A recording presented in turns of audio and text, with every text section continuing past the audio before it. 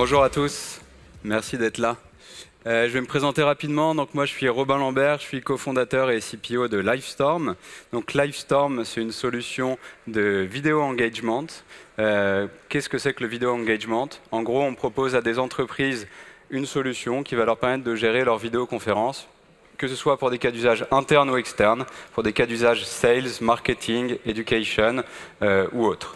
Aujourd'hui, Livestorm, c'est un peu plus de 5000 clients à travers le monde et on travaille avec 170 employés, pareil, qui sont répartis autour du monde puisqu'on a une boîte remote first. Je vais vous parler un petit peu de l'histoire de Livestorm et comment ça a débuté. Livestorm, initialement, c'était un projet de fin d'études dans une école qui s'appelle Ethic, qui est spécialisée dans le web.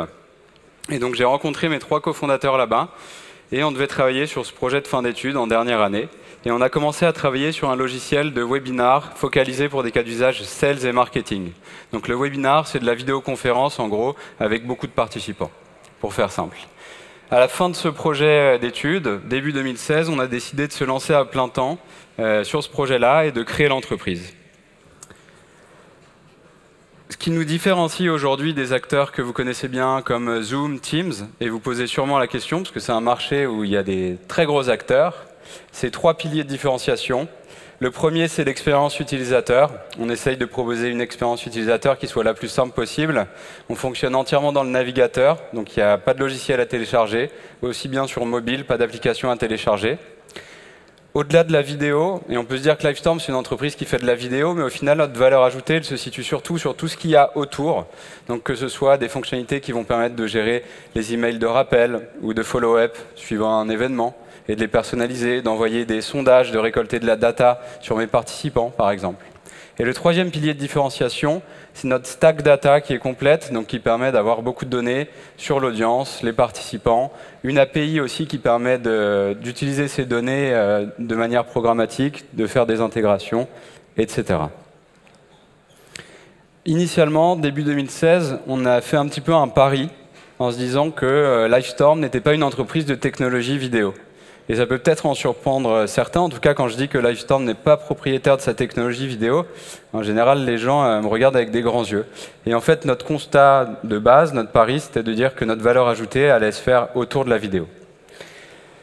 On a fait un autre pari, c'est que la vidéo allait devenir une commodité, au même titre que l'email ou le SMS. Aujourd'hui, il y a très peu d'entreprises qui vont se dire « je vais construire ma propre infrastructure email ».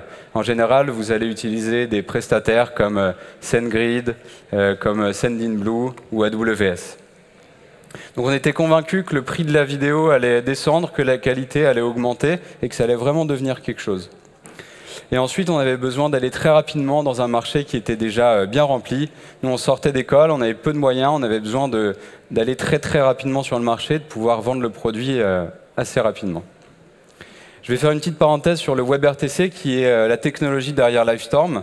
Donc le WebRTC, c'est un protocole open source qui permet de gérer tout ce qui est communication en temps réel depuis des navigateurs, notamment, et notamment de la vidéo. C'est une technologie qui est supportée par Google. Par exemple, quand vous utilisez Google Meet, c'est du WebRTC derrière. Et c'est une technologie aussi qui est sécurisée par son design. Au tout début de Livestorm, du coup, on a commencé à regarder les briques technologiques existantes, parce que comme je vous le disais, on n'avait même pas les compétences au final pour construire une infrastructure vidéo. Encore aujourd'hui, chez Livestorm, sur 170 employés, on a un seul ingénieur vidéo qui travaille du coup à implémenter Vonage. Donc durant les 6 premiers mois de Livestorm, on a travaillé avec une plateforme open source qui est une surcouche à WebRTC qui va permettre de scaler un petit peu la technologie. Donc une plateforme qui s'appelle Janus, qui est faite par des chercheurs en Italie. Et on s'est vite rendu compte en fait que le projet était très mal documenté à l'époque, que la plateforme n'était pas forcément très fiable et que, au final, on avait une équipe toute petite en face et qui du coup ne pouvait pas vraiment nous aider. Et donc c'est à ce moment-là que, à l'été 2016, après 6 mois de dur labeur sur notre produit, on a découvert Vonage, qui s'appelait à l'époque TalkBox, et on a fait le changement en fait en moins d'1 mois. Ça a été hyper rapide, alors que notre produit était déjà commercialisé, on avait déjà quelques clients. Au final, on a eu une plateforme qui était bien plus fiable, bien plus de fonctionnalités, une API qui était parfaitement documentée, et puis surtout une équipe derrière qui pouvait nous aider à l'implémentation, répondre à nos questions, etc. Pour faire un petit aparté sur Vonage, c'est une entreprise qui propose beaucoup de choses. Vous pourrez en discuter avec les équipes de Vonage qui sont ici aujourd'hui. Mais ils ont 3 API de communication. La première, c'est Vonage Vidéo, c'est bien sûr celle qu'on utilise principalement, qui permet de gérer de la vidéo avec une API et de rajouter de la vidéo très simplement à votre produit, même si ce n'est pas votre cœur de métier. Vonage Voice qui va permettre de gérer tout ce qui est téléphonie. Aujourd'hui, c'est une API qu'on utilise par exemple pour faire une fonctionnalité de dial-in qui va permettre à des participants de se connecter en appelant un numéro de téléphone à une conférence Livestorm, s'ils n'ont pas Internet par exemple. Et enfin, il y a Vonage SMS qu'on n'utilise pas encore aujourd'hui, mais qu'on pourrait utiliser demain pour envoyer des SMS de rappel, par exemple, avant des réunions sur Livestorm. Je vais vous parler un petit peu de comment Livestorm a scalé en s'appuyant justement sur Vonage et son API de vidéo. Donc, en juin 2017, un an après le lancement, Livestorm, on a 100 clients, on fait une première levée de fonds. Et en fait, on a une question qui revient tout le temps de la part des investisseurs, c'est est-ce que vous allez intégrer votre propre technologie vidéo? Ça nous fait un peu peur que vous soyez dépendant d'un third party, etc. Et nous, on est resté sur notre pari initial, à savoir que la vidéo allait devenir une commodité, qu'au final, on voulait se concentrer sur tout ce qu'il y avait autour et que c'est là où était notre valeur, etc. Donc Vonage nous a vraiment permis pendant cette période-là de scaler sans problème. On n'avait pas à se soucier de notre infrastructure vidéo, on pouvait vraiment se concentrer sur tout ce qu'il y avait autour et là où était notre valeur. Au final, en 2018, un petit peu plus tard, on se rend compte que certains de nos clients commencent à utiliser Livestorm pour faire des réunions. Même si initialement, Livestorm, comme je vous le disais, c'était un outil qui était fait pour les cas d'usage webinar. Donc on se dit qu'il y a une opportunité de marché, on peut peut-être aller faire de l'expansion dans les comptes existants, toucher de nouveaux marchés, etc.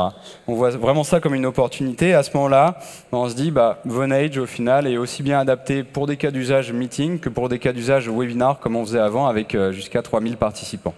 Au final, le produit s'y pliait parfaitement, l'infrastructure, enfin on avait déjà fait les bonnes connexions, et donc c'était très rapide pour nous de nous étendre sur ces cas d'usage de plus petites vidéoconférences, on va dire. Livestorm continue de grandir, on fait une nouvelle levée de fonds en 2019, et on a toujours la même question des investisseurs. Est-ce que vous allez construire votre propre technologie vidéo? Comment vous faites, etc.